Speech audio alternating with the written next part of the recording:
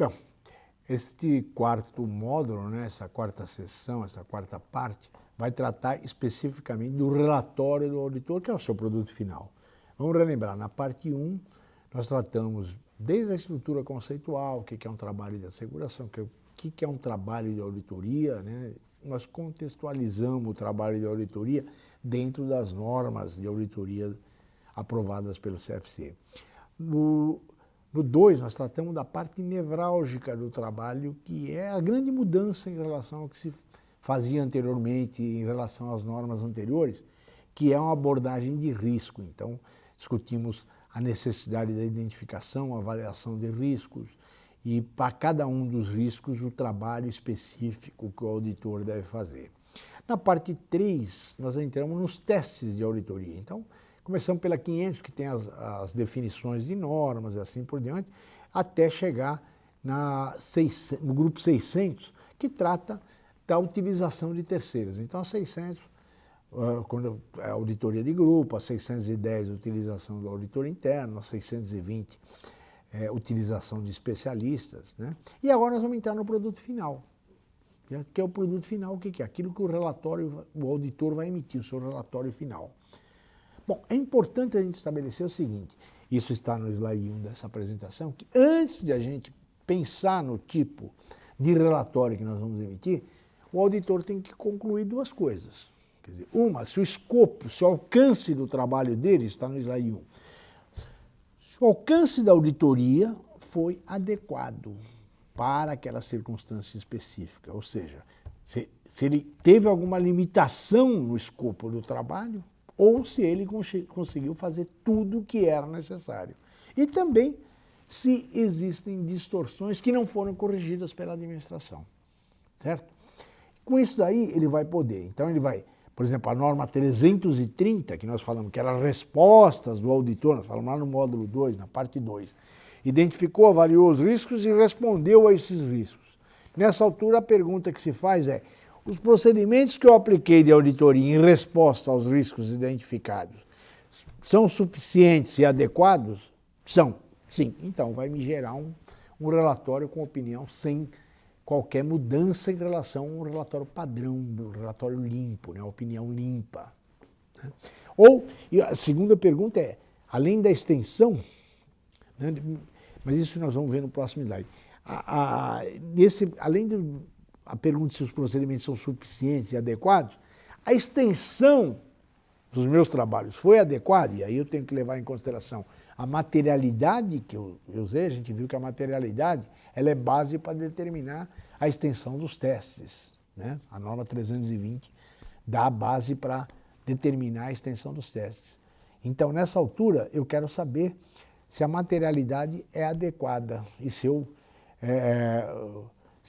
referencial que eu utilizei, né, o patrimônio líquido, o lucro, enfim, aquilo que eu usei como base e o percentual que eu usei, são adequados para aquela circunstância específica. Lembrando que a materialidade é determinada no planejamento. Então, por exemplo, se eu tenho como objetivo auditar as demonstrações contábeis de 31 de dezembro, por exemplo, desse ano, 31 de dezembro de 2013, eu começo planejamento março, abril, maio desse ano, 2013.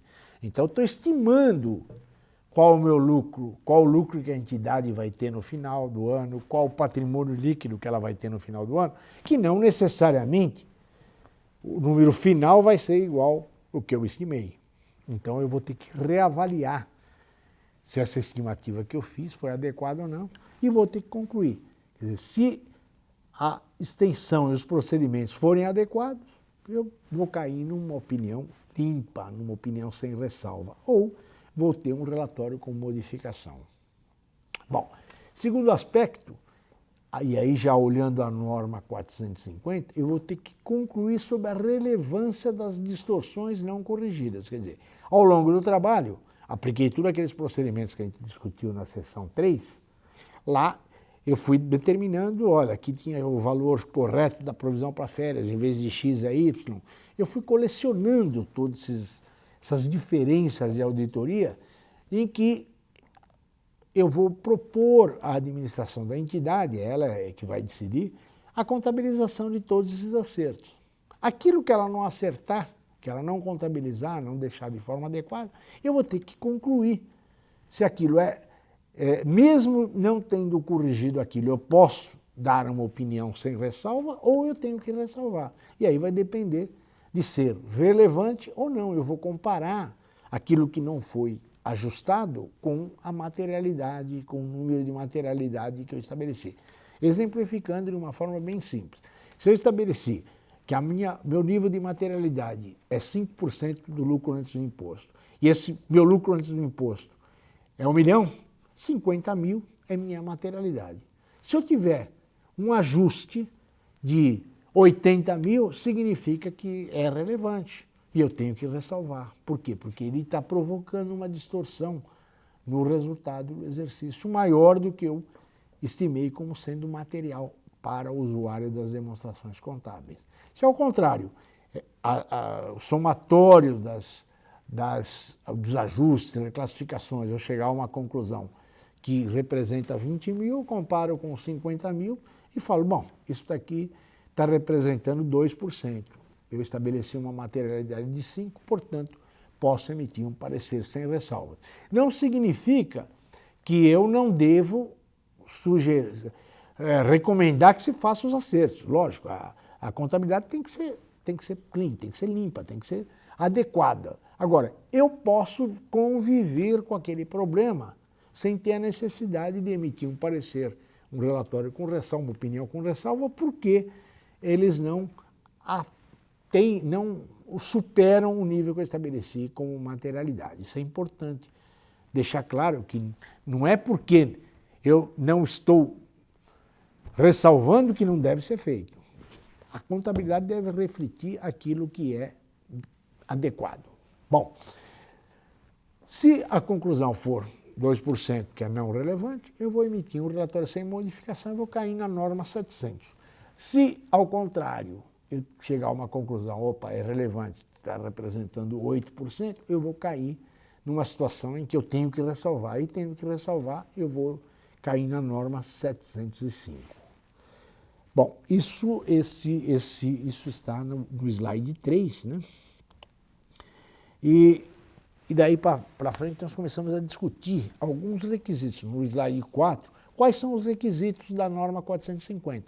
Onde, lógico, se eu quero no final concluir sobre a materialidade, o somatório dos ajustes, eu tenho que acumular, eu tenho que ter um papel de trabalho, digamos, uma planilha em Excel, ou, enfim, que eu vou acumulando quais são as distorções que eu identifiquei ao longo do trabalho, para poder, quando chegar lá no fim do trabalho, eu poder concluir. Então, preciso acumular, preciso considerar essas distorções identificadas, tenho que comunicar essas correções, tenho que reavaliar os referenciais de materialidade, tenho que avaliar qual o efeito. Depois, como eu falei, quer dizer, a minha recomendação é que faça tudo. A decisão final de contabilizar ou não é da administração. Eu não tenho. Eu sou responsável, eu como auditor sou responsável pelo relatório que eu vou emitir. As demonstrações não, são de responsabilidade da administração da entidade. Se ela concluiu que não vai ajustar, eu vou ver qual é o impacto que isso vai dar, na minha opinião. E, obviamente, vou pedir uma representação onde a administração da entidade vai assumir a responsabilidade, né, por não ter feito aquilo que deveria ser feito e por que ela não fez, e eu vou considerar esse porquê na minha opinião, né, no meu relatório, de uma forma completamente independente. Bom, nesse sentido é interessante a gente entender o que significa, e vamos entender bem o que significa a distorção, né? Eu vou ler aqui o que está no capítulo, no slide 5, porque esse slide é extremamente importante. Distorção é a diferença entre o valor, a classificação, a apresentação ou divulgação de um item constante nas demonstrações e o valor, classificação, apresentação ou divulgação requerido para que o item esteja de acordo com a estrutura de relatório financeiro que seja aplicável. Quer dizer, ou seja, é aquilo que está comparado com o que está nas demonstrações com o que deveria estar, certo? E é onde eu vou concluir. E as distorções, ela pode ser decorrente de erro ou fraude, certo? Então, obviamente, a gente já viu o que é. Quando ocorre fraude, logicamente, a preocupação é muito maior do que um simples erro, porque isso pode ter outros impactos que eu não consegui perceber. Bom, as distorções, por sua vez, elas podem ser factuais, né? Uma distorção factual, um erro de cálculo, uma imprecisão na coleta de uma informação. E quando o erro é factual, ele tem que ser ajustado, não cabe discussão, certo? Então, se ele é relevante e não for ajustado, isso vai ter impacto, é um erro, né? Vai ter um impacto na opinião que o auditor vai dar sobre as demonstrações contábeis.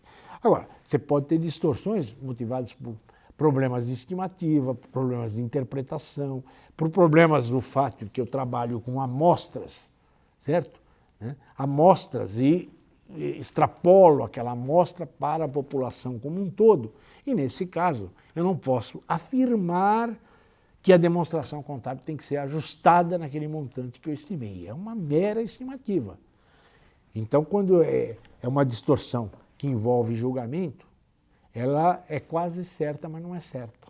Portanto, vai necessitar de, eventualmente, estender a amostra, aumentar a extensão dos testes do auditor, vai necessitar que a administração da entidade faça mais trabalho para poder concluir, para que eu, como auditor, possa concluir sobre aquilo, né? Então, quer dizer, ou seja, uma projeção de distorção é uma projeção, é uma estimativa, não é o real. Tá?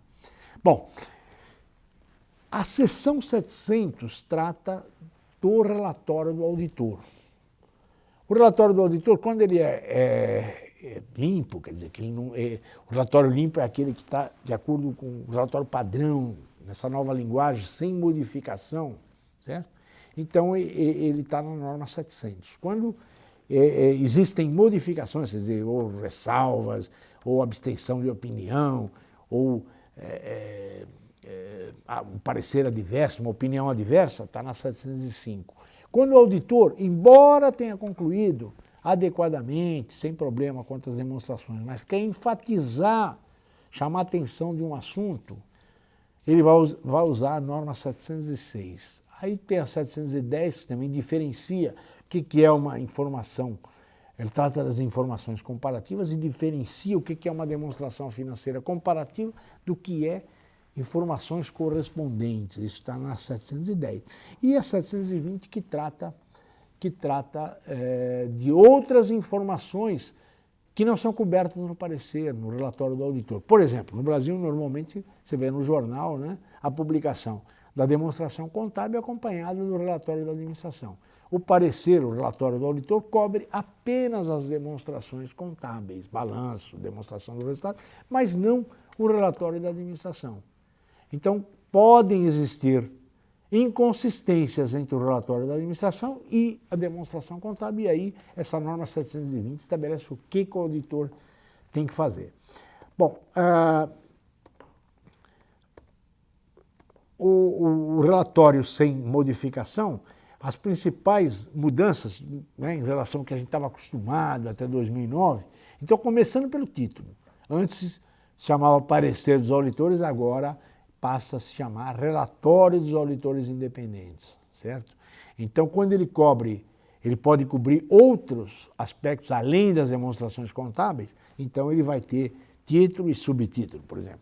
Relatório dos auditores independentes, aí um primeiro subtítulo, relatório dos auditores independentes sobre as demonstrações contábeis. Segundo subtítulo, relatório sobre outras informações legais, e assim por diante, tá? Então, isso é uma primeira mudança em relação ao uso e costume até 2009.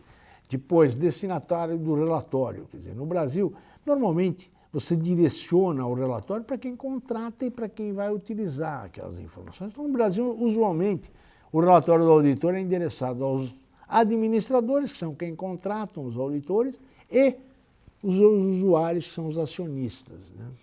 Certo? Que vão aprovar aquelas demonstrações em assembleia. Bom, no parágrafo introdutório do relatório, nós tivemos duas importantes novidades, que é a menção das notas explicativas e um outro aspecto interessante e importante, que o modelo atual de relatório, usado no Brasil, cobre somente as demonstrações do ano corrente, certo? Por quê? Porque entra aí a definição e informações comparativas. Existe uma diferença entre o que é uma demonstração financeira comparativa e o que é o valor correspondente. No Brasil, se a gente vai na lei das SAs, ele vai deixar claro que as demonstrações contábeis do ano corrente devem ser apresentadas de forma comparativa com as informações correspondentes ao ano anterior. Portanto, nós podemos usar as normas internacionais de auditoria, que é só dar opinião sobre o ano corrente, e fica subentendido aí que as demonstrações do ano anterior, que estão lá, os valores correspondentes ao ano anterior, foram auditados pelo mesmo auditor e emitiu um parecer, uma opinião limpa. Se tiver alguma coisa diferente disso, ele tem que destacar, certo? Então, por exemplo, ele não auditou, então vai ter lá um parágrafo de outros assuntos, coberto na norma 706, que trata da inclusão de outro parágrafo de outros assuntos, certo? Bom, além do destinatário apropriado, o relatório do auditor tem lá um primeiro parágrafo, onde ele estabelece, né, o que ele examinou. Depois, a segunda seção trata da responsabilidade da administração. Os slides que eu estou usando como base para fazer essa apresentação, eles apresentam cada um, né, cada um dessas seções do relatório e o exemplo do modelo atual, que está na sequência, né? Então, a responsabilidade da administração, depois a responsabilidade dos auditores independentes, e no parágrafo, na seção de responsabilidade do auditor independente, houve uma expansão, né, desse parágrafo, para deixar claro o que o auditor faz, que ele trabalha, como é que ele trabalha, qual a responsabilidade dele, a diferenciação entre a responsabilidade da administração, a responsabilidade dele e assim por diante, até chegar no parágrafo da opinião, que é extremamente relevante no sentido de que as demonstrações, quer dizer, a quarta seção do relatório, quer dizer, o balanço patrimonial tem como objetivo apresentar a posição patrimonial e financeira. A pergunta é, apresenta? Apresenta. Então, o auditor vai fazer a ligação entre o objetivo, né, da demonstração contábil e se ela representa ou não, e ele vai dar a opinião. Então, sobre o balanço patrimonial, sobre o resultado e sobre os fluxos de caixa, que são as três demonstrações básicas que o auditor deve opinar. Bom, aí entra um aspecto do relatório também extremamente relevante, que é a data do relatório. A data do relatório, como eu falei quando discuti a norma 560, quer dizer, fica implícito que o auditor tem responsabilidade sobre todos os eventos subsequentes que ocorreram até a data do seu relatório. Então, ele tem que ter aplicado procedimentos sobre tudo o que ocorreu até, está auditando as demonstrações contábeis 31 de dezembro, digamos, 2012, ano passado, e está emitindo o relatório dia 20 de fevereiro. Ele assume, ele tem que analisar todos os eventos que ocorreram até 20 de fevereiro, que é a data da emissão do relatório dele, e verificar se esses eventos mereciam ser divulgados, mereciam ser ajustados naquelas demonstrações que ele examinou de 31 de dezembro. Bom, para finalizar essa parte do relatório normal, nós temos a identificação e assinatura do relatório do auditor independente, cujas informações básicas, que são exigidas, sempre foram exigidas pelo Conselho Federal, não tem qualquer restrição em continuar colocando da mesma forma que sempre foram colocadas, onde tem a identificação do registro de CRC, da firma e do profissional de auditoria que está assinando, né, aquele relatório, né? Então, tem que ser contador, registrado no CRC, tem um número específico dele, pessoa física, e da empresa que identifica, certo? Bom, a norma 710, como eu falei, ela diferencia o que são informações, né? Define informações, tudo tanto os valores correspondentes como as demonstrações financeiras comparativas são informações comparativas, mas ele diferencia o que é uma e o que é outra. E a informação correspondente é quando existe uma sutil diferença aí, que é os valores correspondentes integram as demonstrações do ano corrente, quer dizer, é como se elas não tivessem vida própria e devem ser lidas como em decorrência da informação das demonstrações do ano corrente. Então, essas informações correspondentes, e por isso que elas não são cobertas no parecer, no relatório daquele ano, que só cobre as cifras do ano corrente, ficando subentendido que o ano anterior foi auditado pelo próprio auditor. Quando não for, logicamente, ele vai ter que destacar isso daí, porque senão o entendimento seria diferente. Bom, além do relatório, quer dizer, ele é limpo, ele é sem ressalva, né, e segue a 700, quando o auditor não identificou nenhum ajuste que não tivesse sido contabilizado, né, ou fez todo o trabalho dentro não teve qualquer limitação no alcance do seu trabalho.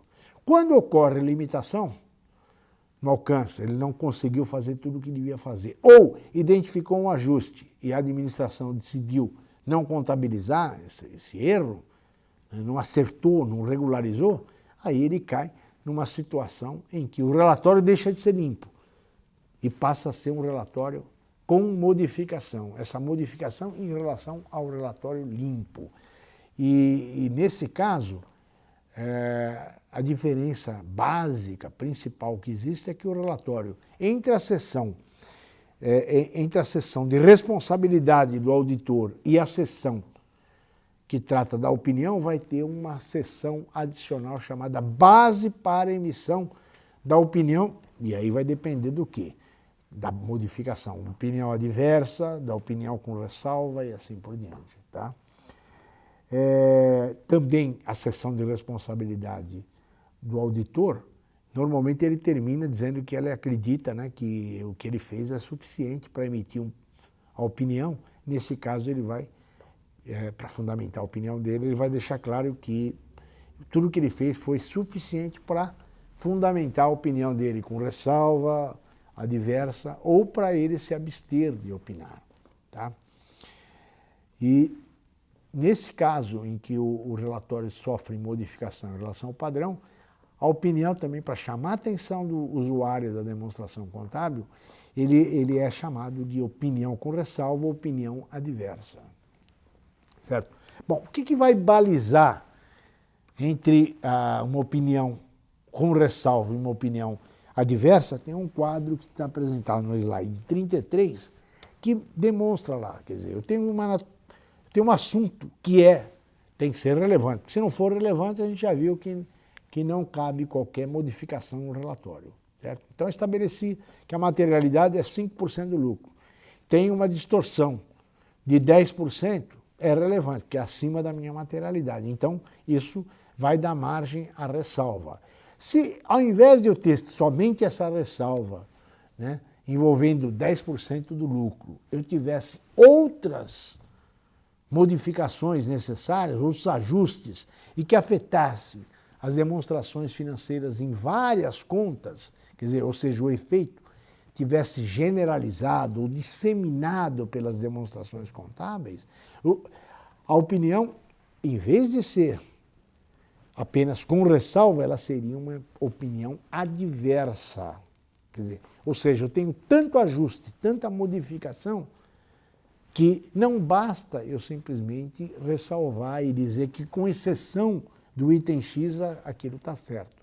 Aí eu dou uma opinião adversa no sentido de que, olha, as demonstrações não representam a posição patrimonial, o balanço patrimonial não representa a posição patrimonial e financeira, certo? Então, o que baliza essa opinião como ressalva ou adverso é o fato dos impactos estarem disseminados pelas demonstrações.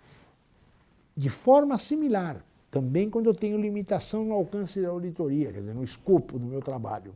Se eu tenho uma limitação específica relacionada com um item só, por exemplo, não assisti, não observei como auditor, não observei a contagem física de estoques iniciais. Aquilo me impacta o resultado do ano, os fluxos de caixa do ano e assim por diante. Bom, eu ressalvo especificamente esse item, porque ele está facilmente identificável que só afeta esse item. Mas se eu tenho uma limitação no alcance que envolve várias limitações, eu tenho problema de controle interno de estoques, tenho problema no controle interno de contas a receber, enfim, provavelmente eu tenho impactos que eu não consigo determinar, tenho limitações em várias contas do balanço. Bom, aí isso não me dá margem a poder emitir uma opinião limitando o meu escopo, ressalvando o meu escopo. Aí eu caio numa abstenção de opinião, quer dizer, ou seja, eu tenho tanta limitação que eu tenho que declarar, em vez de dar opinião, eu digo que diante de todas essas limitações, eu não tenho condição de formar uma opinião sobre as demonstrações contábeis, certo? Então aí eu caio numa situação de parecer, de opinião adversa. Bom, então nessa altura nós já cobrimos uma opinião limpa e opinião com ressalva ou com modificação, que pode ser ressalva ou adversa ou com abstenção de opinião. Aí nós vamos chegar à situação em que o auditor, mesmo que ele conclua de forma adequada, faça tudo e tal, e ele quer chamar a atenção de um assunto. Então ele vai colocar um parágrafo de ênfase, que não é ressalva. Ou vai colocar um parágrafo de outros assuntos. Por exemplo, eu comentei que eu estou dando opinião somente sobre os valores do ano corrente, porque está subentendido para o usuário que as demonstrações do ano anterior foram por mim examinadas e que eu emiti um parecer sem ressalva limpo, né, no ano anterior. Se isso não ocorreu, digamos, aquela demonstração foi auditada por um outro auditor independente e eu quero chamar a atenção desse aspecto, eu coloco um parágrafo de outros assuntos, dando a opinião somente sobre o ano corrente e dizendo lá que as demonstrações, os valores correspondentes ao ano anterior, né, que são apresentados para fins de comparação, foram examinados, foram auditados por outros auditores independentes que emitiram um parecer de auditoria assim ou assado. Tá? Então, vamos diferenciar o que é um parágrafo de ênfase de um parágrafo de outros assuntos. O parágrafo de ênfase está no slide 35 e ele se refere, quando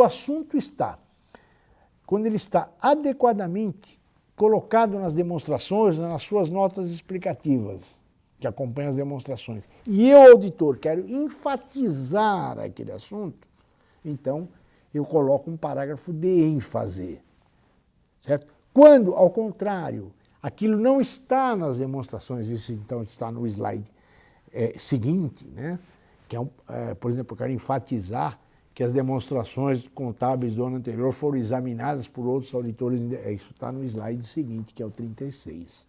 Bom, vamos deixar claro que ênfase não elimina a ressalva. Outra coisa é que ela tem que ser curta e grossa, ela tem que ser específica, ela tem que fazer menção ao que está nas demonstrações ou nas suas notas explicativas. Eu, como auditor, se eu ficar detalhando muito o parágrafo de ênfase, é porque falta informação na nota explicativa. E se falta informação na nota explicativa, eu deveria estar ressalvando e não colocando um parágrafo de ênfase. Ok? Bom, aí depois temos a norma 720, que trata das outras informações que acompanham as demonstrações contábeis. No Brasil, vamos pensar rapidamente no relatório da administração. E isso não é coberto, já mencionei, não é coberto no parecer, no relatório do auditor independente. Mas pode ter inconsistência. Se a inconsistência está na demonstração, tem que ser acertada, senão isso vai dar margem à ressalva. Se, ao contrário, a inconsistência for no relatório da administração, isso não é coberto na opinião, e a empresa, a entidade, a administração não alterar essa informação, eu tenho que incluir isso daí num parágrafo de outros assuntos. Bom, para completar essa seção, né, essa parte, nós temos as séries 800 das normas, que cobre, por exemplo, a 800, a auditoria de demonstrações de acordo com estruturas de contabilidade de propósitos especiais, a 805, que cobre auditoria de quadros isolados. Então, hoje eu posso fazer um trabalho examinando somente o balanço patrimonial, examinando somente uma conta do balanço patrimonial, por exemplo, imobilizado, tá? Então, tem uma norma específica que trata desse assunto. Como tenho também uma norma específica que trata de demonstrações contábeis condensadas. Por exemplo, todos vocês já viram em publicação em jornal de uma demonstração condensada onde você tem numa página só alguns números, né, algumas informações do balanço patrimonial, demonstração do resultado, o relatório da administração de uma forma bem simples. Isso não deve ser acompanhado do relatório de auditoria dizendo que aquelas demonstrações representam a posição patrimonial, financeira, resultado, porque elas são informações incompletas. Então, para isso aí tem uma norma específica, que é a norma 810. E com isso, a gente conclui essa parte que trata do produto final do relatório do auditor independente. Muito obrigado.